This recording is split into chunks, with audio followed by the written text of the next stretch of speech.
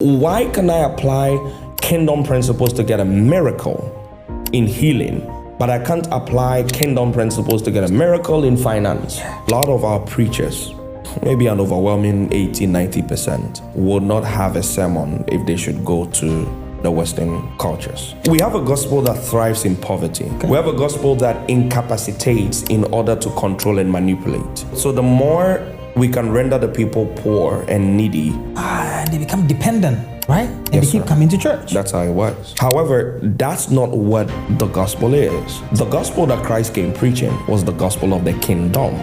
The gospel of the kingdom says, you're dead, you're in darkness.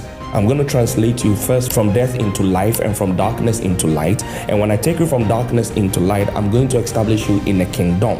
A kingdom needs a king, it needs a territory, it needs citizens, and it needs laws. Immediately you enter the kingdom, the well-being of the citizens is dependent on the king. The weight of a king was dependent on how well his citizens were doing. Jesus says a couple of things that are very important. Number one, he says, I am the way, the truth, and the life. He says, my church is the ground of truth and the pillar of truth. So when you come in, what you're supposed to have an encounter with is an encounter with truth. You have an encounter with truth spiritually, socially, physically, financially. You need to understand what are kingdom economics.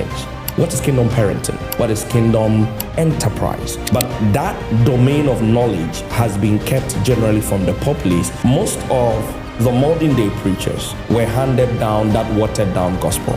So that's what they know. Right. So that's what they hand down. Right. And because the people themselves are used to the status quo, nobody is questioning, wait, why this and why that?